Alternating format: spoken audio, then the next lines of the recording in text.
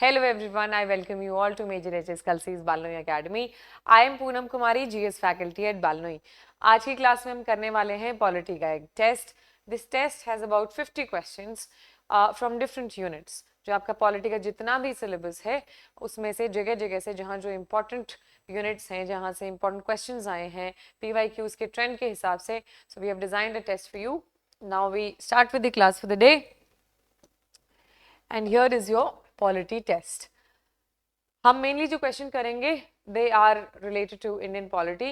और पहला क्वेश्चन है, the first question reads, the constitution of India guarantees which of the following to the states of India. Now Indian constitution से questions हर बार आए हैं हर डिफेंस एग्जामिनेशन में. सो यहाँ पर 1 by 1 वी सी कि कौन सा ऑप्शन सही है. First is territorial integrity. तो as such Indian constitution territorial integrity तो किसी भी स्टेट को नहीं प्रोवाइड करता है. इनफैक्ट इंडियन कॉन्स्टिट्यूशन पार्लियामेंट को पावर देता है कि आप किसी भी स्टेट का नेम बाउंड्री आप चेंज कर सकते हो. तो एज सच टेरिटोरियल इंटेग्रिटी का स्टेटस या ऐसा पावर किसी भी स्टेट के पास नहीं है इंडिया में. Second is sovereignty. सोवरेनिटी का मतलब होता है the power and the ability to be able to take decisions on one's internal या फिर external matters. तो इंडिया के किसी भी स्टेट के पास ऐसा पावर नहीं है कि वो अपने इंटरनल और एक्सटर्नल मैटर्स पर इंडिपेंडेंटली डिसीजन ले सकता है, बिकॉज इंडिया एक फेडरल सिस्टम फॉलो करता है और स्टेट के ऊपर हमारी सेंट्रल गवर्नमेंट आती है.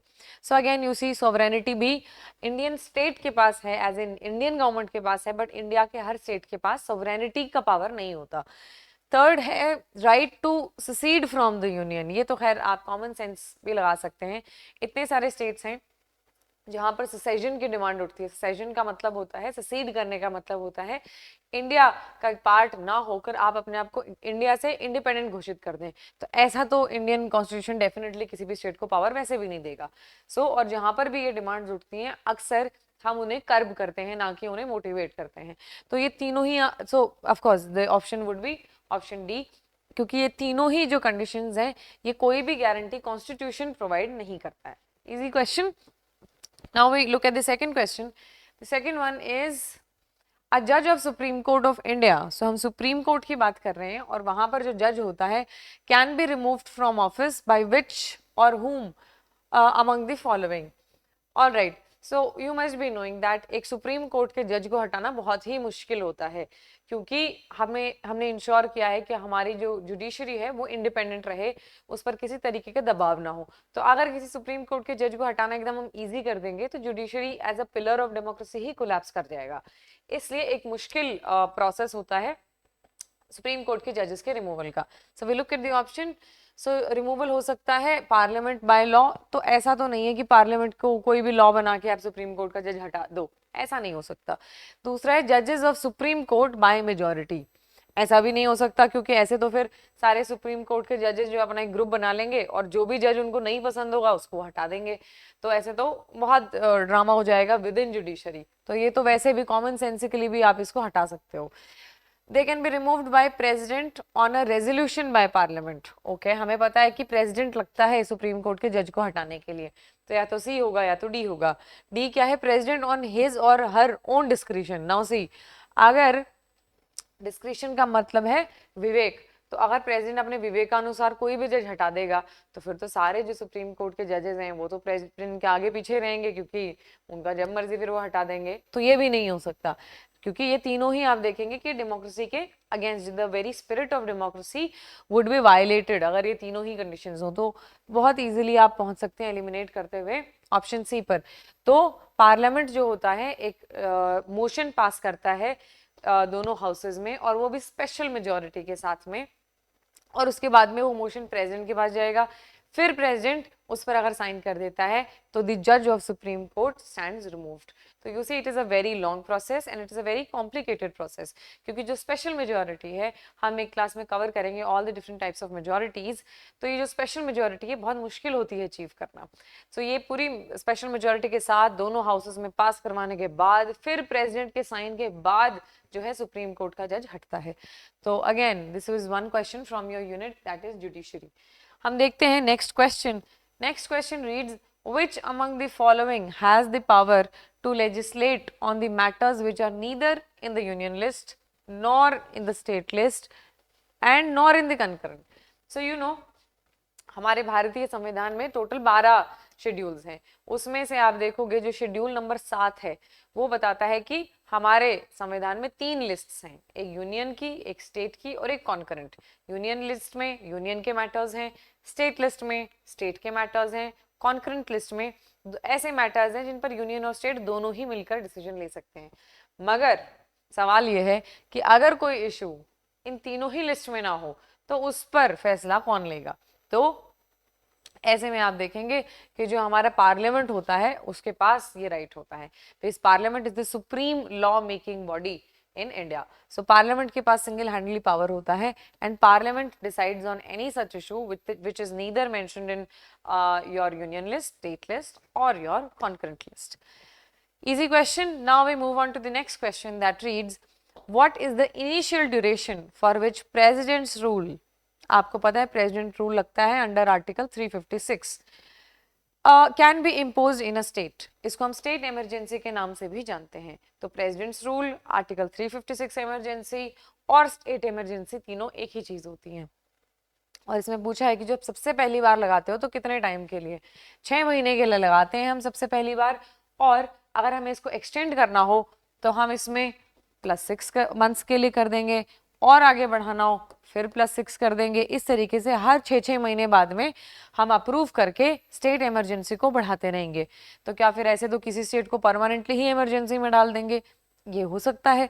इसीलिए ऐसी स्थिति ना हो, इसीलिए हमारे संविधान ने क्या बोला है कि आप एक स्टेट पर मैक्सिमम 3 साल तक ही स्टेट इमरजेंसी लगा सकते हो।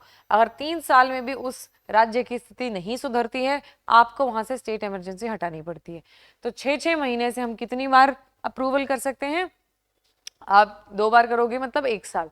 तो टोटल आप देखोगे कि 6 बार 6-6 महीने बढ़ा सकते हो। फिर 7th टाइम आप नहीं कर सकते हो, आपको मजबूरन उस स्टेट से हटानी ही पड़ती है इमरजेंसी। तो पहली बार कितना ड्यूरेशन के लिए, 6 महीने, और मैक्सिमम ड्यूरेशन कितनी होती है, 3 years। Okay, now we move to the next question, that is question number 5। Question number 5 ये बोल रहा है कि for which of the following purpose Rajamannar committee okay was constituted. Rajamannar committee बहुत ही फेमस कमेटी है। तमिलनाडु गवर्नमेंट ने एक्चुअली इसका गठन किया था, इस कमेटी का, जिसके चेयरमैन थे राजमन्नार साहब। और ये बहुत फेमस कमेटी आई थी आपकी ये बताने के लिए कि जो केंद्र है उसका राज्य के साथ में कैसा संबंध होना चाहिए। सो जो सेंटर स्टेट रिलेशंस थे उसको लेकर ये कमेटी आई थी। इनफैक्ट अगर आप यूपीएससी के क्वेश्चन पेपर्स को एनालाइज करें, यू विल रियलाइज कि सेंटर स्टेट रिलेशंस को लेकर जो भी कमिटी या कमीशन, जैसे एक बार सरकारिया कमीशन पर क्वेश्चन आ चुका है, Punchhi commission which was again very recent and very important, 2007 में आपका कमीशन था, तो उस पर भी क्वेश्चन आया हुआ है। तो आप देखेंगे सेंटर स्टेट रिलेशंस को लेकर जो भी शेड्यूल है, आर्टिकल है, कमीशन है, कमिटी है, इन पर हमेशा क्वेश्चन आते हैं and one such question is this. तो options are centre state physical relations, definitely ये आपका बहुत इजीली आप टॉपिक कर देंगे। अगर आपने बेसिक भी किया है polity, you will know that Rajamannar committee, Sarkaria commission and Punchhi commission, ये तीनों ही जो है सेंटर के साथ स्टेट के किस किस्म के रिलेशंस होने चाहिए, जो डिस्ट्रीब्यूशन ऑफ पावर है सेंट्रल लेवल और स्टेट लेवल कैसा होना चाहिए, इस पर डील करते हैं। Okay, so again one easy question, but yes, if you do not know, you do not know. This is one question जहाँ पर आप guess नहीं कर पाएंगे. So make sure that you are up to date with the important committees, at least center state relations के. Now we move on to the next questions. We have completed the first 5 questions, 45 more questions to go. 6th question हमारा आता है, the Constitution of India was ordained by which of the following? Again constitution को लेकर questions आते हैं कि हमारा constitution कब अडॉप्ट हुआ, कब इनैक्ट हुआ, कब ये came into force, this that, ऐसा ही क्वेश्चन। यहाँ ऑर्डेन का मतलब होता है, जैसे हम वैसे तो ऑर्डेन शब्द है इसको हम रिलीजियस यूज ज्यादा करते हैं। जैसे मान लो किसी मंदिर में अगर किसी नए पुजारी को बिठाया जाए तो हम कहते हैं कि new priest has been ordained. तो यहाँ इसका मतलब ये है कि कॉन्स्टिट्यूशन को बेसिकली वहाँ अपॉइंटमेंट किसने किया है। तो ऑफकोर्स वी नो कि हमारा जो प्रियम्बल है वो पहले ही डिक्लेयर कर देता है we the people of India. तो इसका बहुत डायरेक्टली आंसर हो जाएगा पीपल ऑफ इंडिया। अब ब्रिटिश तो नहीं करेंगे ना, हमारा constitution ordain. Government of India भी नहीं करेगी क्योंकि उस वक्त गवर्नमेंट ऑफ इंडिया थी ही नहीं। गवर्नमेंट ऑफ इंडिया तो कॉन्स्टिट्यूशन बनने के बाद में आई, जब पहली बार 1951 में हमारे जनरल इलेक्शन हुए तब जाकर सरकार बनी, तो सरकार तो थी ही नहीं। वाइसरॉय ऑफ इंडिया भी अगेन नहीं करेगा क्योंकि वो ब्रिटिश का आदमी है। So people of India of course is the right answer to this. So our correct answer would be option C. Now we move on to the next question, that is question number 7. If certain case required to take a decision regarding Constitution of India, then which court has power to do so? Okay. अगर हमारे संविधान को लेकर कोई decision लेना हो तो India में कौन से कोर्ट के पास ऐसा पावर है? Again, most of you would be either confused in Supreme Court only या both High Court and Supreme Court. Neither तो फिर कोई कोर्ट ही नहीं है सुप्रीम कोर्ट के ऊपर, तो ये तो नहीं होगा, और हाई कोर्ट ओनली भी नहीं होगा क्योंकि एटलीस्ट सुप्रीम कोर्ट तो होगा। तो इनमें से आप देखिए, supreme court which is the top most court in India, सिर्फ और सिर्फ उसके पास पावर होता है कि संविधान, क्योंकि that is a fundamental document ना। आप हर किसी कोर्ट को, इंडिया में इतने सारे हाई कोर्ट हैं, तो आप हर कोर्ट के सामने नहीं रख सकते हो भारत का संविधान, क्योंकि फिर रिस्पॉन्सिबिलिटी, अकाउंटेबिलिटी, इन चीजों पर सवाल उठता है। तो सुप्रीम कोर्ट ऑफ इंडिया सिर्फ इकलौता एक ऐसा कोर्ट है जिसके पास पावर है कि वो इंडियन कॉन्स्टिट्यूशन के रिगार्डिंग किसी पर डिसीजन ले सकता है। Okay, now we move to the next question. Seems like a very small simple question. What is the maximum strength of Rajya Sabha? Strength को लेकर दो ही क्वेश्चंस आते हैं, what is the current strength and what is the maximum strength. तो current strength की अगर बात करें तो हमें पता है 245 है और मैक्सिमम इज 250। हमारी जो लोकसभा है उसके हम देखते थे कि 552 थी पहले, बट अभी कम कर दिया है 2 सीट। हमारा जो 104th कॉन्स्टिट्यूशनल अमेंडमेंट एक्ट था उसके बाद जो एंग्लो इंडियंस की 2 सीट हुआ करती थी वो हटा दी है। तो लोकसभा की मैक्सिमम स्ट्रेंथ अब कितनी है? 550, राज्यसभा की 250। Okay, all right. So with that 8 question number का होगा हमारा correct option, that would be option B. चलते हैं हमारे नेक्स्ट क्वेश्चन की ओर, जो कि है the executive power of the union lies with which of the following? The government of India is divided into 3 parts. पहला है लेजिस्लेचर, दूसरा है एग्जीक्यूटिव, तीसरा है जुडिशरी। लेजिस्लेचर का काम है लॉ मेकिंग, एग्जीक्यूटिव का काम होता है लॉ इम्प्लीमेंटिंग, और जुडिशरी का काम होता है देखना कि लॉ वैलिड है या इनवैलिड है। अगर इनवैलिड है तो हटाइए, वैलिड है तो जाने दीजिए। नाउ ये जो एग्जेक्टिव है, एग्जेक्टिव को हम पढ़ते हैं डिटेल में as part of polity syllabus. Executive में आते हैं आपके president, vice president, prime minister, उनके साथ उनका काउंसिल ऑफ मिनिस्टर्स और attorney general of India. Okay, और सबसे ऊपर बैठते हैं हमारे राष्ट्रपति। सो यहाँ पर क्या पूछा है आपसे? Executive power of Indian union ये किसके पास है? तो हमें पता है ये सबसे ऊपर प्रेसिडेंट है। Do we have president in the options? Yes. So option C would be your president. Again ये आपका बेसिक लेवल पे से क्वेश्चन आया है, this is not some advanced polity. तो अगर आपने बेसिक इवन एनसीईआरटीज भी अगर आपने किए हैं पॉलिटी की, you will be able to handle this question. So make sure you do not get your basic questions incorrect. Now question number 10. Dr. Rajendra Prasad was not a member of which of the following committees of the Constituent Assembly? Now हमारी जो first unit होती है making of the Indian constitution, उसमें से एक question आया है। अक्सर कमिटीज पर क्वेश्चन आता है, उसमें से मेनली जो प्रसाद पटेल और अंबेडकर की तो हमें पता ही ड्राफ्टिंग कमेटी जो थी, मगर प्रसाद पटेल और नेहरू ये 3 लोग हैं जिनके अंडर जो भी कमिटीज थी उन पर क्वेश्चंस आते हैं। This particular question that we talk about, तो यहाँ पूछा है किस राजेंद्र प्रसाद किस कमेटी के पार्ट नहीं थे। Okay, let's see. Committee on the rules of procedure, so इसके लिए तो वो डेफिनेटली थे। In fact doctor Rajendra Prasad famous ही इसीलिए है कि वो स्टीयरिंग कमेटी और रूल्स ऑफ प्रोसीजर के वो पार्ट थे। Ad hoc committee on national flag, इसके भी पार्ट थे doctor Rajendra Prasad. Steering committee के तो डेफिनेटली थे, ये 2 तो सबसे पॉपुलर कमिटीज हैं ही। ऑर्डर ऑफ बिजनेस कमेटी, इसका पार्ट डॉक्टर राजेंद्र प्रसाद नहीं थे और हमें I think not a member पूछा है। Also a lot of the times you miss out on this particular word. अक्सर यूपीएससी के पेपर्स में ये कैपिटल्स और कई बार बोल्ड में लिखा आता है। अगर नहीं भी आता है प्लीज मेक श्योर कि जहां भी नॉट पूछा है या ये पूछा है which of the following is incorrect, तो आप उस पर ध्यान दें। यहाँ पर बहुत सिंपल क्वेश्चन है ये आपका first unit of polity, and the correct option would be option D, क्योंकि सिर्फ ऑर्डर ऑफ बिजनेस कमेटी का पार्ट नहीं थे डॉक्टर राजेंद्र प्रसाद, बाकी तीनों ही कमिटीज में प्रसाद थे। अब चलते हैं हम नेक्स्ट क्वेश्चन की तरफ, और इसके साथ we have completed 20% of the test.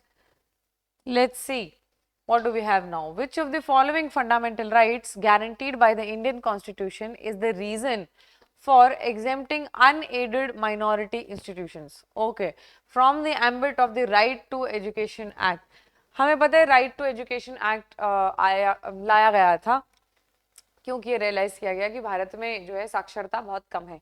साक्षरता की दर, जिसको हम लिटरेसी रेट कहते हैं, उसको बढ़ाने के लिए और बेसिकली यूनिवर्सल एजुकेशन सबको प्रोवाइड करने के लिए हम राइट टू एजुकेशन एक्ट लेकर आए थे. अब कुछ एरियाज को जो अनएडेड माइनॉरिटी हैं उनको इसमें से एग्जेम्प्ट कर दिया गया था. वो क्यों किया था, कौन से आर्टिकल के अंडर किया है? आर्टिकल 16, आर्टिकल 29, आर्टिकल 19 1C और article 31. It is actually article 31. Why? Because under article 30(1) उसमें बताया है कि ये जो जितने भी तुम्हारे माइनॉरिटीज जो ग्रुप्स होते हैं, माइनॉरिटी ग्रुप्स को अपने इंस्टीट्यूशन, जैसे मान लीजिए मदरसा हो गया या जो अपने जो रिलीजन के रिलीजियस इंस्टीट्यूशंस हैं उनको एडमिनिस्टर करने का, उनको इस्टेब्लिश करने का पावर दिया है. तो इसलिए ये जो माइनॉरिटी ग्रुप्स हैं इनको हटा दिया है. यहाँ ये इसके अंडर कवर नहीं होते क्योंकि आर्टिकल 30(1) इसमें कवर हो जाते हैं. Okay, so this is again आपका fundamental rights part 3 of the Indian constitution में से ये क्वेश्चन है. Next is which of the following states in India has no legislative council. देखिए, जब हम लेजिस्लेचर की बात करते हैं तो हमें पता है कि इंडियन लेजिस्लेचर बाई कैमरल है. बाई कैमरल का मतलब क्या होता है? जहां भी आप ये वर्ड देखते हैं बाय कैमरल, बाय कैमरल, जहां ये वर्ड बाय है, बाय का मतलब होता है टू. तो बाय कैमरल का मतलब है टू हाउसेस. जैसे हमारा पार्लियामेंट है, दो हाउस है ना, लोकसभा और दूसरा क्या है, राज्यसभा. अब ये तो बात हो गई यूनियन लेवल पर. ऐसे ही स्टेट लेवल पर अगर बात करें तो दो हाउसेस होते हैं, विधानसभा और विधान परिषद. अब ये जो विधानसभा और विधान परिषद है, जिनको इंग्लिश में लेजिस्लेटिव असेंबली और लेजिस्लेटिव काउंसिल बोलते हैं, ये हर स्टेट में नहीं होते. भारत में कुल मिलाकर सिर्फ 6 ही राज्य ऐसे हैं जिनके जो स्टेट लेजिस्लेचर है उसमें दो हाउसेस हैं, वरना बस विधानसभा ही होती है. और वहां बैठने वाले व्यक्ति को हम क्या कहते हैं? विधायक कहते हैं. राइट. तो ये जो स्टेट्स हैं आप देखेंगे, ये स्टेट्स हैं आपके जिनके पास दो हाउसेस हैं. ये हैं यूपी, बिहार, महाराष्ट्र है, कर्नाटक है, आंध्र प्रदेश है और जिसमें से जो बना अभी तेलंगाना है. तो कई बार ये क्वेश्चन आता है कि which of the following states has और does not have bicameral legislature. तो यहाँ देखते हैं हम क्या है, which of the following state has no legislative council. तो हमें यहाँ क्या बोला है, हम इन चारों में से वो एक स्टेट ढूंढना है जिसका लेजिस्लेटिव काउंसिल नहीं है. तमिलनाडु तो यहाँ नहीं है ऑब्वियसली, तमिलनाडु. बिहार, बिहार का तो बाई कैमरल लेजिस्लेटिव है. यूपी बिहार दोनों में ही दो दो हाउसेज हैं, वहां विधानसभा भी है और विधान परिषद भी है. वेस्ट बंगाल, एक्चुअली वेस्ट बंगाल में भी नहीं है लेजिस्लेटिव काउंसिल. तो यहाँ पर दोनों ही ये जो स्टेट्स आप देख रहे हो ना, ए और सी, तमिलनाडु और वेस्ट बंगाल दोनों में ही नहीं है. सो एक्चुअली इसका फर्दर होना चाहिए था ए एंड बी बोथ. सो यहाँ पर प्लीज मेक अ नोट कि महाराष्ट्र में है, यहाँ पर दो हाउसेज हैं, यहाँ पर भी दो हाउसेज हैं. तमिलनाडु में सिंगल ही हाउस है और वेस्ट बंगाल में भी सिंगल ही हाउस है. So for this particular question we can not have one correct option क्योंकि ये दोनों ही स्टेट्स में नहीं है. तमिलनाडु इज ऑल्सो यूनिकैमरल और West Bengal is also unicameral. ठीक है. सो विधानसभा और विधान परिषद यूपी और बिहार दोनों में है. एक्चुअली इनके पेयर्स बनते हैं, अगर आप ध्यान से सोचें. यूपी बिहार नेबरिंग स्टेट्स हैं, दोनों में दो दो लेजिस्लेचर्स के हाउसेस हैं. अगेन आप देखेंगे महाराष्ट्र और कर्नाटक में भी सेम ही है सिचुएशन, वहां पे भी दो दो हाउसेस हैं. अगेन आंध्र प्रदेश और तेलंगाना दोनों बाई कैमरल हैं. Okay, now we move on to the next question, that is question number 13. 13 बोल रहा है which among the following suggest that India has parliamentary democracy system. तो इंडिया में लोकतंत्र है, हमें पता है. इंडिया में संसद जिसको हम बोलते हैं पार्लियामेंट. तो पूछ ये रहा है कि इनमें से कौन सा ऑप्शन पढ़ के आपको ये पता लगता है कि भारत में एक संसद बेस्ड डेमोक्रेसी है, मतलब एक पार्लियामेंट्री डेमोक्रेसी है. Let's look at the options. Members of the Lok Sabha are elected by the public. Well ठीक है, ये बात इंडिया में ऐसा होता है, मगर इसकी वजह से पार्लियामेंट्री डेमोक्रेसी है, क्या ये कहना सही होगा? Council of Ministers is responsible to the legislature. This is one very important, say a mark of a parliamentary democracy, and definitely this should be the right answer. Let's see, of distribution of power between the centre and the state. Well centre and state का distribution है India में, मगर उससे ये साबित नहीं होता है कि पार्लियामेंट्री डेमोक्रेसी है. उससे ये साबित होता है कि इंडिया में फेडरल सिस्टम है. फेडरल का मतलब होता है, जहां आप ये वर्ड बार बार सुनेंगे, फेडरल फेडरल, इसका मतलब क्या है? इसका मतलब है कि पावर सारा केंद्र के पास नहीं है, पावर केंद्र के पास भी है, फिर आपकी स्टेट गवर्नमेंट आती है, फिर लोकल गवर्नमेंट आती है. फेडरल गवर्नमेंट का क्या मतलब है? जो गवर्नमेंट है वो अलग अलग लेवल्स पर है. Of a single constitutional framework, Bharat में एक ही कॉन्स्टिट्यूशन है. वो ठीक बात है, वो भी ठीक है, मगर उससे ये साबित नहीं होता कि parliamentary democracy. So our correct option would be option B. Yes, next question, that is question number 14. Diet is the name of the parliament in which of the following countries? ये बहुत फेमस है आपका parliament दुनिया में, और हम सबको पता है डाइट जापान के पार्लियामेंट को कहते हैं. जापान हमारा है ऑप्शन डी. सो इसका बहुत डायरेक्ट क्वेश्चन है ये, नो ट्विस्ट टर्न्स, बहुत सीधा सीधा पूछा है. डाइट कौन से पार्लियामेंट को कहते हैं? और ये हमारा है parliament of Japan. Very direct question, factual. Next question is, to which of the following situations the cognizable offense refers? Okay, direct meaning पूछा है आपको कि cognizable offense की हम बात करते हैं. cognizable offense होता क्या है? cognizable offense actually serious crimes होते हैं, जहां पर पुलिस बिना किसी कोर्ट ऑर्डर के या बिना किसी वारंट के सीधा आपको अरेस्ट कर सकती है. तो ऑप्शन में क्या है?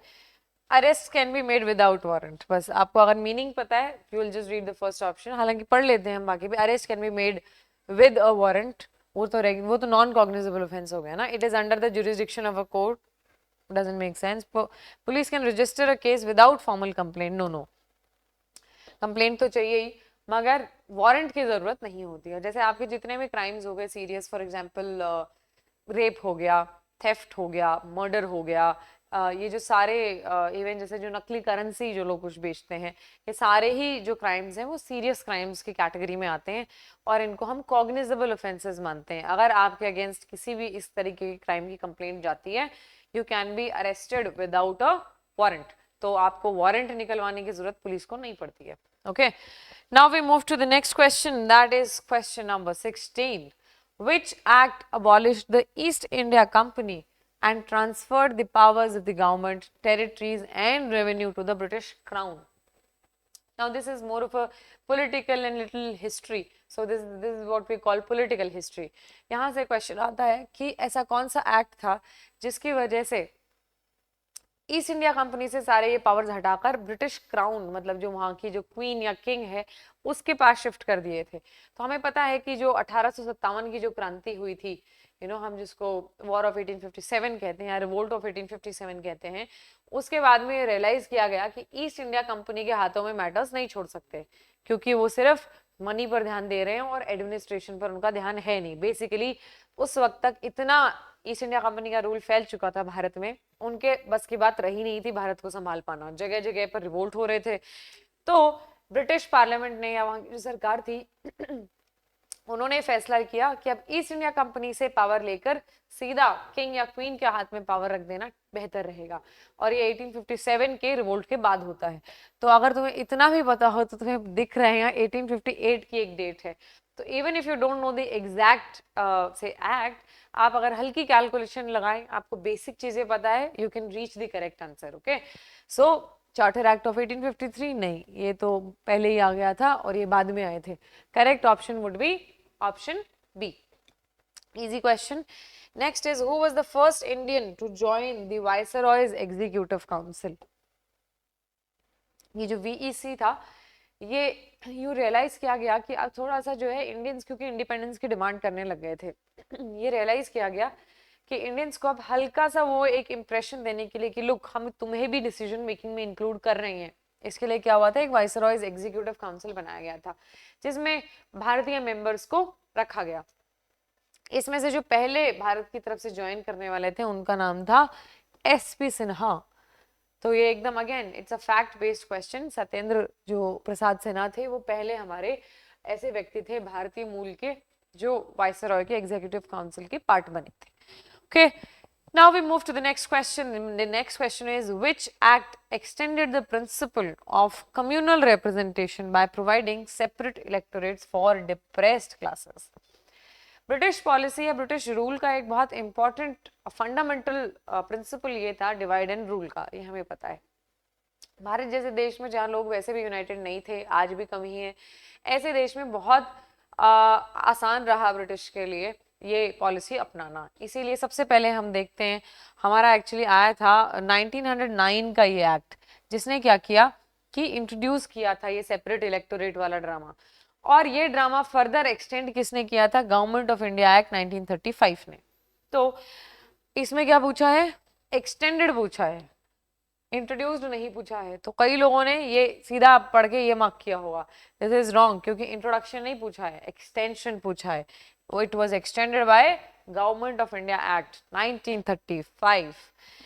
Let's move on to the next question now, that is question number 19 question आपसे क्या पूछ रहा है? Which schedules contain the provisions regarding administration of scheduled areas and tribal areas. तो मैंने जैसे पहले बताया, हमारे संविधान में टोटल 12 शेड्यूल्स हैं। एंड मेक श्योर कि आपको एकदम भी नहीं पता हो, अच्छे से डिटेल्स भी नहीं पता हो, तो आपको ब्रॉड आइडिया जरूर होना चाहिए कि 11th 12th शेड्यूल हमारा पंचायत और म्यूनिसिपैलिटी से डील करता है, 10th में एंटी डिफेक्शन है, 9th में ये है, 8th में ये, आपको पता होनी चाहिए चीजें। अगर आपको बेसिक चीजें नहीं पता है कि 7th schedule talks about federalism, तो इसमें से क्वेश्चंस जो हैं जो अक्सर आते हैं PYQs, अगर आप देखेंगे you will get to know, तो आपके क्वेश्चंस गलत होने की संभावना रहती है। तो जैसे 11-12 पंचायत और म्यूनिसिपैलिटी के बारे में बात करते हैं, 5 और 6 बात करते हैं आपके जो भी शेड्यूल्ड एरियाज और ट्राइब्स की बात है। तो ये बहुत सिंपल क्वेश्चन है, अगर आपको पता है 12 शेड्यूल्स। और करने कैसे हैं, आपकी एक बहुत काफी पॉपुलर ट्रिक भी है इसकी, जिसको हम कहते हैं टीयर्स ऑफ ओल्ड PM। तो उसको आप थोड़ा सा देख लीजिए एंड यू विल बहुत, आई थिंक विद इन 2 और 3 मिनट्स आपको सारे शेड्यूल्स याद हो जाएंगे।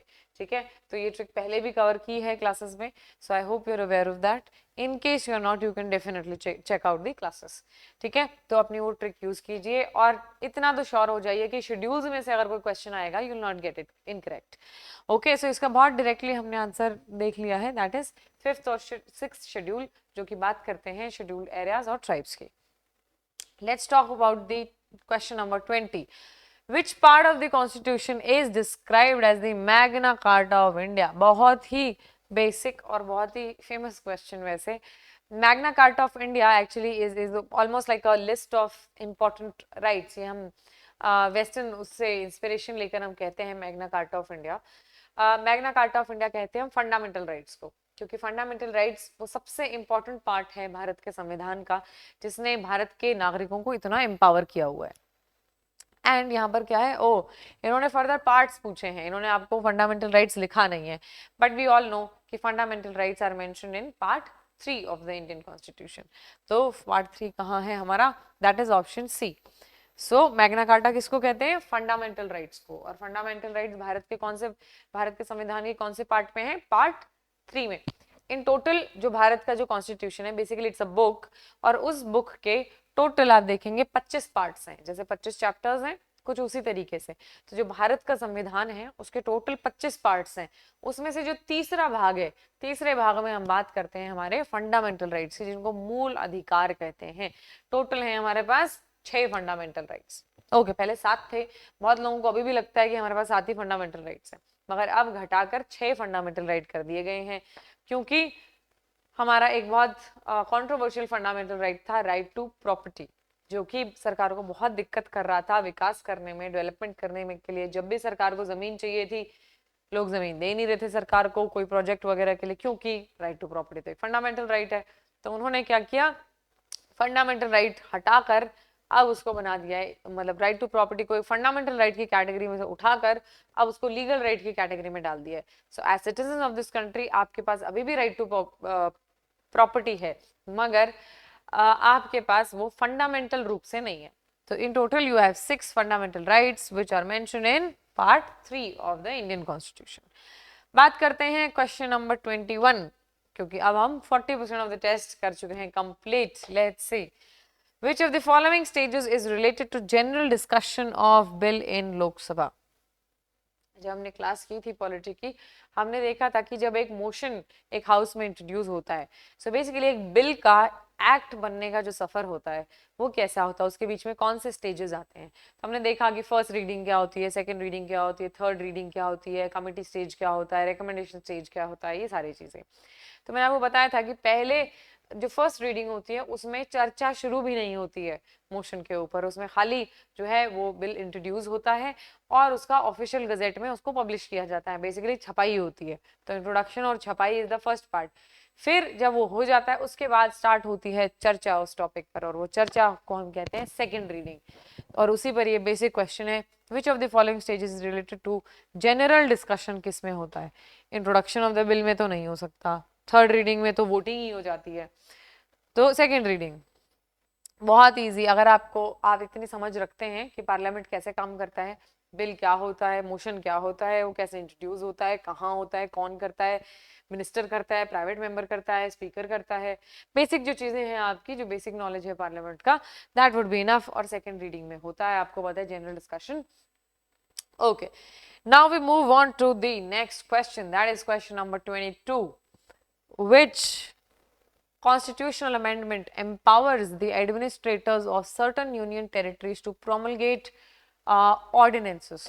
तो आप देखेंगे इसमें 29th आपका ये करेक्ट ऑप्शन है. आप देखेंगे ऑर्डिनेंस मेकिंग जो है हमारे भारतीय संविधान का एक बहुत इंपॉर्टेंट पार्ट है.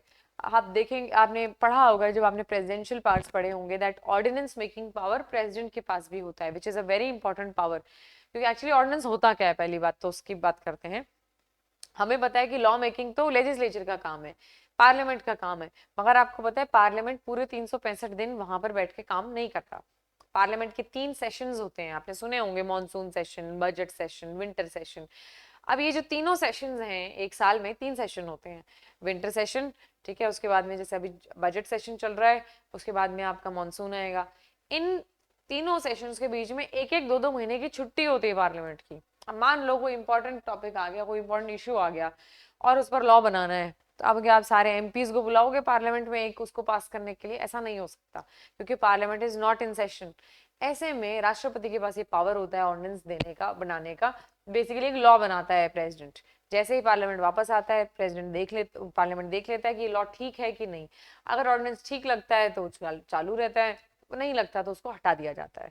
ठीक है, तो ये होता है ऑर्डिनेंस मेकिंग पावर. प्रेसिडेंट को ये पावर कौन से आर्टिकल के अंडर मिलता है? Article 123, that is article 123. Further question number 23 that reads, which amendment empowered the president to send back once the advice of cabinet for reconsideration. So हमको पता है कि अगर मान लीजिए कैबिनेट को एडवाइस देता है राष्ट्रपति को, राष्ट्रपति के हाथ बंधे नहीं होते हैं, वो वापस भी भेज सकता है वो चीज उनके पास. और ये कौन से अमेंडमेंट ने दी थी? तो ऑब्वियसली राष्ट्रपति को पावर 44th अमेंडमेंट. 42 तो कभी नहीं देगा. अगर आप बेसिक डिफरेंस समझते हैं 42nd और 44th के नेचर में, you will know the correct answer is 44th Amendment Act. Next is, which amendment provided for reservation of seats in the Lok Sabha for STs in Meghalaya, Arunachal Pradesh, Nagaland and Mizoram? Okay, again सीधे amendment के questions है सारे. इसका answer है 51st Amendment Act. Again ये questions या तो आपको आते हैं या तो आपको नहीं आते. ऐसे questions जब भी आए तो प्लीज तुक्का लगाने की कोशिश मत करें, क्योंकि high chances you will get it wrong और आपको नेगेटिव मार्किंग आ जाएगी. तो इसलिए जब भी ऐसे डायरेक्ट क्वेश्चंस आए, please either mark it correct. If you don't know, have the heart to let go. Okay, next is, who has the power to direct the establishment of separate development boards for Vidarbha and Marathwada in Maharashtra? Okay, अब देखो, अगर आप विदर्भा और मराठवाड़ा, अगर आपको ये पता है कि ये दोनों ही महाराष्ट्र का पार्ट है, तो ऐसे में आपको ये भी पता होगा कि जो महाराष्ट्र का गवर्नर होगा उसके पास ये पावर होगा कि वहां के डेवलपमेंट बोर्ड अलग से स्टैब्लिश किए जा सकें. तो obviously the answer would be governor of Maharashtra. Do we have? Yes, governor. Basically the governor refers to governor of Maharashtra, क्योंकि गुजरात का गवर्नर तो नहीं बनाएगा ना विदर्भा का डेवलपमेंट बोर्ड, क्योंकि विदर्भा महाराष्ट्र में है। सो महाराष्ट्र के गवर्नर के पास ही ये पावर होगा कि ये बहुत सिंपल क्वेश्चन अगेन, कि वो उसके डेवलपमेंट बोर्ड पर कोई डिसीजन ले सके। Okay, next question, who is the chairman of NITI Aayog? And before that, I would love to tell you that you have completed 50% of the test. So congratulations to you. Who is the chairman of NITI Aayog? बहुत simple question है, आपको पता है prime minister. NITI Aayog earlier actually planning commission के नाम से जाना जाता था, और प्लानिंग कमीशन का चेयरमैन कौन हुआ होता था? प्लानिंग कमीशन का चेयरमैन भी पीएम ही हुआ करते थे। And now that planning commission को हटाकर हमने नीति आयोग बना दिया है, इसके भी चेयरमैन कौन होंगे? प्रधानमंत्री हमारे Narendra Modi ji. Now we move on to question number 27. When was Central Bureau of Investigation set up? हमारी एक यूनिट आती है पॉलिटी के सिलेबस में, that is constitutional and non constitutional bodies, या स्टैट्यूटरी और नॉन स्टैट्यूटरी बॉडीज। इसमें से आया आपका एक क्वेश्चन सीबीआई के ऊपर। CBI being a very popular and also quite controversial body, अक्सर करंट अफेयर्स में बनी रहती है, तो इस पर क्वेश्चंस भी आते रहते हैं। पूछा है कब ये सेटअप हुई थी? अगेन अ डायरेक्ट क्वेश्चन, या तो आंसर आएगा या तो नहीं आएगा। हम्बल सजेशन, कोशिश कीजिए जो भी इंपॉर्टेंट फेमस बॉडीज हैं, जैसे नीति आयोग हो गया, सीबीआई हो गया, आपका आईबी हो गया, कोशिश करें ये कब स्टैब्लिश हुए थे, कहाँ इनका मेन ऑफिस है, हेडक्वार्टर है, ये बेसिक आपको पता हो। अगेन सीबीआई का तो सबको पता ही है, वैसे 1963 में सीबीआई स्टैब्लिश हुई थी। Now we talk about the next question, that is question number 28। Question number 28 कहता है which one of the following decides the number of members in the board of cooperative societies? Cooperative societies का जो ये हमारा new addition है, recent addition है constitution में, इसमें जो बोर्ड होगा उसमें कितने मेंबर होंगे, कौन डिसाइड करता है? ऑब्वियसली जिस भी राज्य की हम बात कर रहे हैं, उस राज्य का parliament, as in not parliament, the legislature will decide. Union legislature को हम पार्लियामेंट कहते हैं, स्टेट लेजिस्लेचर को हम ऐसा कोई अलग से नाम नहीं देते हैं, मगर वहां का स्टेट लेजिस्लेचर डिसाइड करेगा ना।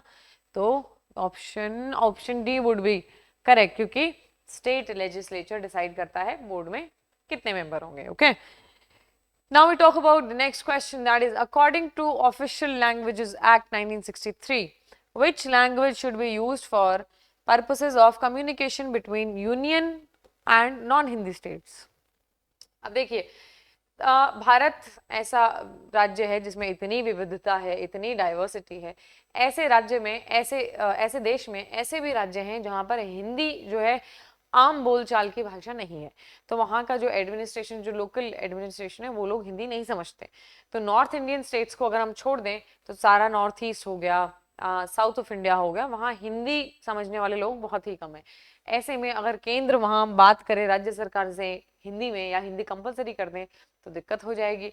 तो ऐसे में फिर कौन सी भाषा यूज होगी? ऐसे में इंग्लिश यूज होती है, क्योंकि इन सारे स्टेट्स में आप पाएंगे कि अंग्रेजी समझने वाले लोग अक्सर हैं। ऑल्सो इन जनरल भी आप देखेंगे इंग्लिश स्पीकिंग पॉपुलेशन ठीक ठाक नंबर में अवेलेबल है। तो थोड़ा अजीब लग सकता है कि हम इंग्लिश, क्योंकि हमारी मातृभाषा नहीं है वैसे तो, मगर हम देखते हैं कि हिंदी जो स्टेट्स नहीं बोल सकते वो फिर इंग्लिश बोलेंगे। तो क्या है हमारे options? Any regional language. Regional language को अलाउ करना चाहिए था बट नहीं किया ऑफिशियल कम्युनिकेशन के लिए, वैसे बोल सकते हो आप इंग्लिश। यस, इसका correct answer would B English. अगर कोई नॉन हिंदी स्टेट है जहां पर हिंदी समझने वाले लोग नहीं हैं और केंद्र से बात करनी है officially, you will use English as the medium of communication. Now बात करते हैं क्वेश्चन 30 की। Which article contains provisions regarding control of the union over the administration of scheduled areas and the welfare of scheduled tribes? Again direct article question है, article आपका आता है 339, ठीक है, तो ऑप्शन आपका हो जाएगा सी, क्योंकि यहाँ पर लिखा है आर्टिकल 339। अगेन बहुत स्पेसिफिक आर्टिकल आपका आया है। डायरेक्ट एसएच यूपीएससी में आप देखेंगे डायरेक्ट आर्टिकल कम पूछे जाते हैं, बट स्टेटमेंट बेस्ड जो क्वेश्चंस होते हैं उनमें कई बार इस तरीके से पूछा जाता है आपको आर्टिकल भी। तो इंपॉर्टेंट वाले पता कर लो सारे, ऐसा नहीं है कि आपको 500 आर्टिकल याद करने हैं जो कॉन्स्टिट्यूशन में है। You never do that, that's not a smart way to move, you know, खास करके जब आप एक कंपेटिटिव एग्जामिनेशन के लिए बैठ रहे हो। बट अगर ऐसा आर्टिकल जो सबको आता है आपको नहीं आ रहा है, that is definitely an issue. With that, you have completed 60% of the test, and congratulations to me and you. Okay, we move to question number 31. That is, Environment Protection Act 1986 consists of how many sections? Okay, this has 27 sections in total. All right, that is your Environment Protection Act. Easy question, थोड़ा सा fact based जरूर है ये. बात करते हैं next question की. That is 32. When the posts of both the president and the vice president, ये आता है हमारा executive से question.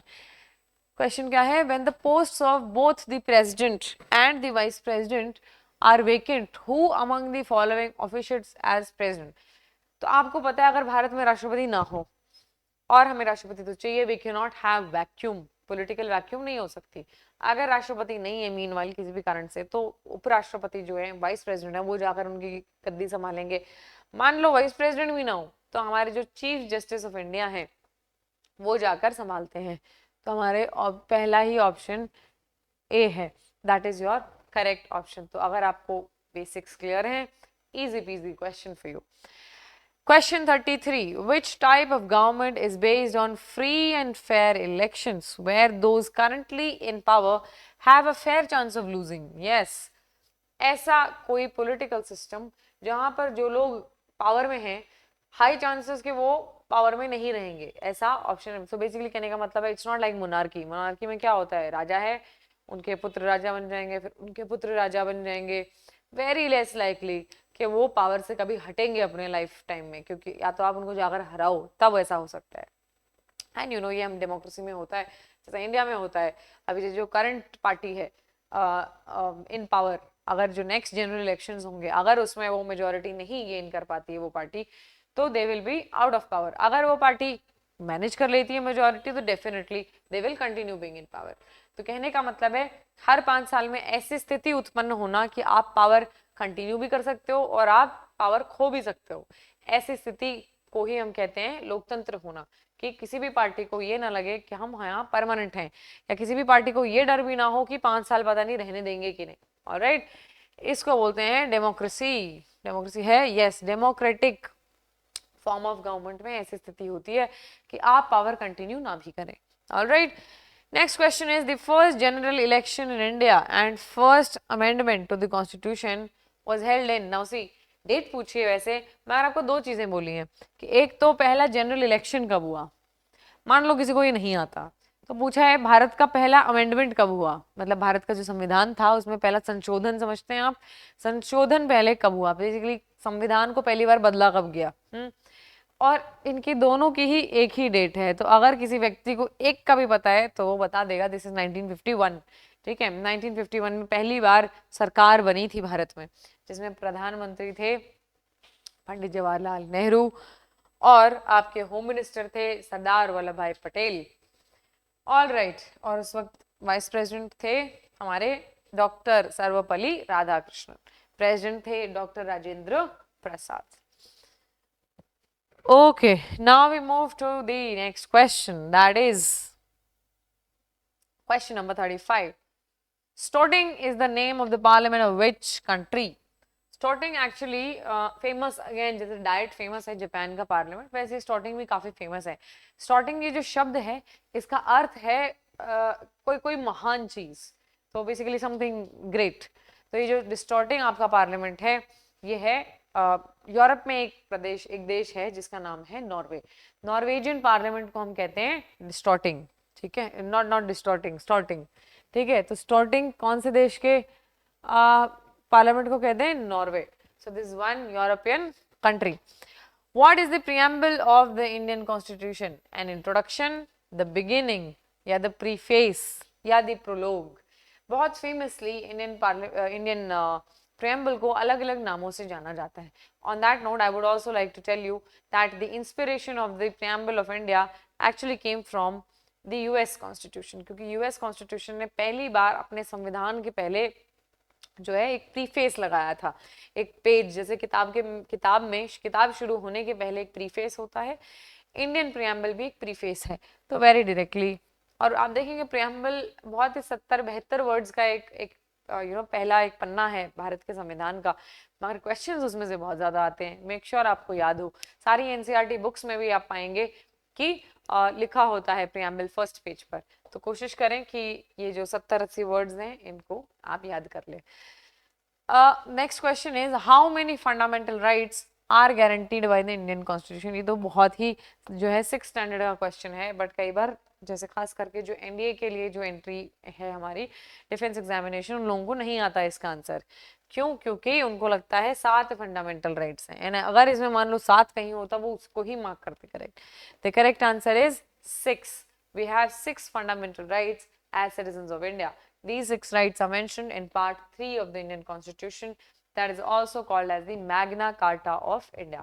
Also again आप पाएंगे कि फंडामेंटल राइट्स का इंस्पिरेशन भी कहां से मिला था? यूएस कॉन्स्टिट्यूशन से। प्रियम्बल का इंस्पिरेशन भी कहां से मिला था? यूएस कॉन्स्टिट्यूशन से। Now we talk about the next question. It is, what does Article 21 of the Indian Constitution guarantee? Again article पे क्वेश्चन है। आर्टिकल 21 ना सिर्फ एक बहुत इंपॉर्टेंट आर्टिकल है फॉर द सिटीजन्स, बट ये अगेन एंड अगेन न्यूज में रहता है। अभी रिसेंटली सरकार ने the supreme court had ordered कि जो हमारा राइट टू प्रिवेसी है that is also an integral part of article 21। तो इसकी वजह से, क्योंकि राइट टू प्राइवेसी को तो डेली ही करंट अफेयर्स में कवर करना होता है, तो आर्टिकल 21 बिकम्स इंपॉर्टेंट। आर्टिकल 21 आपको कहता है कि आपको, हर नागरिक को है right to life and liberty. So basically आपकी लाइफ और आपकी लिबर्टी को कोई खतरा नहीं कर सकता, और अगर आपका ये आर्टिकल वायलेट हो रहा है तो आप जाइए कोर्ट के पास और कोर्ट का दरवाजा खटखटाइए। तो आर्टिकल 21 क्या है? राइट टू इक्वालिटी नहीं, राइट टू इक्वालिटी आपका आर्टिकल 14 है। Right to life and personal liberty, right against exploitation, ये आपके आर्टिकल 23 और 24 कवर होते हैं। Right to freedom of religion, this is article 19। तो 14, 19 एंड 23, 24 एंड 21, तो हमें क्या चाहिए था? 21। तो हमारा आंसर सही हो जाएगा option B. Okay, now we move to Article 30, question number 39. It is the national emergency proclaimed under Article 352. So 352 वाली जो emergency होती है, जो actually national emergency होती है, दो ही grounds पर लग सकती है इस देश में। पहला ground है external aggression, इसका मतलब है बाहरी रूप से, as in बाहर से कोई खतरा आ रहा हो, जैसे war, ठीक है। ऐसा अगर कोई चैलेंजिंग सिचुएशन आ जाए, एक्सटर्नल एग्रेशन, कोई ऐसा स्टेट हो या नॉन स्टेट ऑर्गेनाइजेशन जो भारत पर हमला करने वाली हो, ऐसी स्थिति में हम 352 के अंडर नेशनल इमरजेंसी लगा देते हैं। दूसरी स्थिति क्या हो सकती है कि भारत के अपने लोग हथियार उठा लें, जिसको हम अंग्रेजी में कहते हैं आर्म्ड रिबेलियन, जो कि ऐसा हुआ भी था पहले एक बार हमारे, कि हमने इमरजेंसी लगा दी थी भारत में, ठीक है। तो ये क्या क्वेश्चन क्या पूछा है? It affects which of the following? Fundamental rights, direct fundamental rights को तो ऑफ कोर्स इतना सारा हमारा ड्रामा इसलिए है क्योंकि फंडामेंटल राइट्स पूरी तरीके से चूर चूर हो जाते हैं जब भी इमरजेंसी लगती है। तो फंडामेंटल राइट्स तो होगा ही होगा। डायरेक्टिव प्रिंसिपल्स पे तो कोई खास फर्क नहीं पड़ता है, तो बोथ ए एंड बी तो वैसे नहीं होंगे, और नन ऑफ द अबव वैसे भी नहीं हो सकता। तो जो हमारी नेशनल इमरजेंसी लगती है अंडर आर्टिकल 352, इमरजेंसी 3 ही प्रकार की लगती हैं, ठीक है। इसमें से पहली आपकी लगती है नेशनल इमरजेंसी, दूसरी है स्टेट इमरजेंसी, तीसरी है फाइनेंशियल इमरजेंसी। नेशनल लगती है अंडर आर्टिकल 352, स्टेट लगती है अंडर 356, और फाइनेंशियल इमरजेंसी लगती है आर्टिकल 360। ओके, सो 352 वाली वायलेट कर देती है fundamental rights. Next question, question number 40, The term of office of a member of Rajya Sabha is, Rajya Sabha के मेंबर की टर्म पूछिए। अगर राज्यसभा की टर्म होती तो राज्यसभा हाउस की कोई टर्म नहीं होती, क्योंकि लोकसभा की जैसे हम आइडियली 5 साल मानते हैं, Rajya Sabha is a permanent house, वहां हाउस की कोई मेंबरशिप नहीं होती, कोई टर्म नहीं होती, वहां की जो मेंबर होते हैं उनकी टर्म होती है। तो हर मेंबर, अगर राज्यसभा का मेंबर मान लो तुम आज इलेक्ट हो गए, तो अगले 6 साल तक आप राज्यसभा में बैठोगे, उसके बाद में आप रिटायर हो जाओगे, तो आपका हो गया 6 साल, ठीक है। 2 साल से जो है, हर 2 साल बाद में 1/3 ऑफ राज्यसभा रिटायर्स। तो इस तरीके से साइकिल चलता रहता है। तो यूँ समझिए एक क्लास है जिसमें 30 लोग हैं, ठीक है, तो उन 30 में से हर 2 साल में 10 लोग निकल जाएंगे, ठीक है, और वो 6 साल तक, ऐसे 6 साल की एक बंदा ड्यूरेशन जीकर जाता है राज्यसभा में। Next question is, which constitutional amendment lowered the voting age from 21 से 18? आप सभी को पता है पहले भारत में वोट डालने की उम्र थी 21, फिर ये रियलाइज किया गया कि नहीं 18 प्लस आदमी को वोट डालने दो। तो ये जो हमने भारत में संशोधन किया था भारतीय संविधान में, that was the 61st amendment act, जिससे ये हुआ था 61वीं बार जो है भारत का संविधान बदला जा रहा था, जिस संशोधन में हमने डिसाइड किया कि age of voting should not be 21 years but 18 years। 61 कहाँ है? 61 is option number C. All right, now we talk about question 42. That is how many schedules are there in the Indian Constitution? ये तो मैं I think इसी class में आपको शायद 3 बार बता चुकी हूँ कि भारत के संविधान में टोटल 12 शेड्यूल्स हैं। Where is 12? That is option C, 12. So in India we have 12 schedules in the Indian Constitution. We move on to the next question now. That is question number 43. Question 43 है the preamble of the Indian Constitution. You see preamble पर दूसरा question है एक ही test में. The preamble of the Indian Constitution begins with which words? और ये भी मैं इसी क्लास में बता चुकी हूँ. That is Indian preamble begins with we the people of India. हमारे पास पहला ही ऑप्शन है we the people of India. Next क्या है? Justice in the name of God. ये हमारे प्रियम्बल में आता ही नहीं है कहीं पे. ठीक है, ये बाहर के कुछ देश हैं जहां पर ये फ्रेज आता है कॉन्स्टिट्यूशन में, हमारे में गॉड वगैरह कुछ नहीं है. सी जस्टिस लिबर्टी इक्वालिटी, ये तीनों टर्म्स आती हैं प्रियम्बल में, मगर हमारा प्रियम्बल स्टार्ट नहीं होता इन टर्म्स से. फिर है इंडिया दैट इज भारत. ओहो, ये काफ़ी फेमस टर्म है आजकल, क्योंकि रिसेंटली आपने देखा है हमारी जो गवर्नमेंट ऑफ इंडिया है उन्होंने कुछ इंटरनेशनल अग्रीमेंट साइन किए जिन पर इंडिया की जगह भारत वर्ड का इस्तेमाल हुआ. तो काफ़ी लोग सवाल करने लग गए थे कि भारत क्यों कहा जा रहा है, हमारे देश का नाम तो इंडिया है. मगर अगर आप हमारा संविधान उठाकर देखें, संविधान में दोनों ही टर्म्स यूज हुए हैं, इंडिया भी और भारत भी. तो भारतीय सरकार को पूरी आज़ादी है कि वो दोनों ही टर्म्स यूज कर सकती है. नाउ ये जो वर्ड है, ये जो फ्रेज है, ये कहाँ लिखा हुआ है? Article 1 of the Indian constitution, which is not a part of the preamble, which is the part of the first part of Indian Constitution. What is the minimum age for a person to become the Prime Minister? अब अगर मान लो आपको प्रधानमंत्री बनना हो इस देश का, तो आपको कम से कम 25 साल का होना चाहिए, क्योंकि वही एलिजिबिलिटी क्राइटेरिया होती है ना आपके लोकसभा की. तो आपको क्योंकि लोकसभा का मेंबर होना पड़ेगा, तो इसके लिए आपको प्राइम मिनिस्टर बनने के लिए पहले वो एलिजिबिलिटी पूरी कीजिए, उसके लिए 25 साल काफ़ी हैं.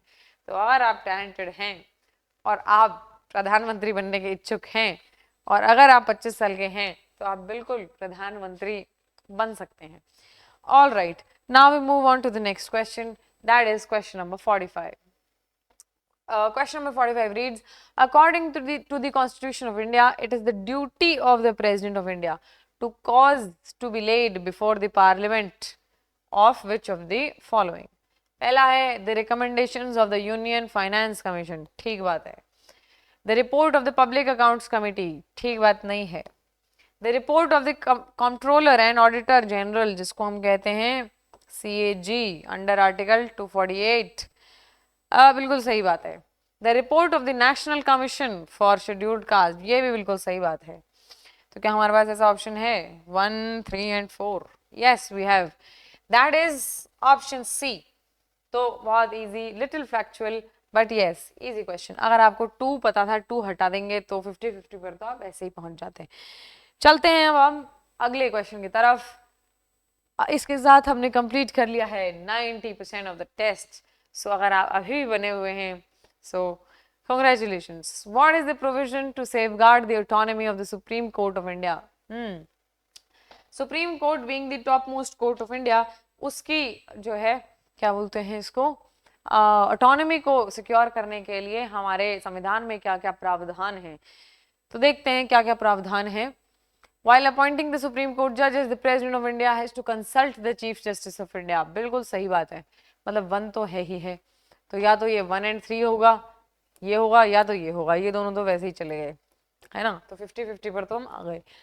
द सुप्रीम कोर्ट जजेस can be removed by the chief justice of India only. Generally भी ओनली रॉन्ग होता है और यहाँ भी रॉन्ग है, तो 2 भी हटा दो. अब देखो 2 हट गया, आ गए सही आंसर पर, दैट इज ऑप्शन ए.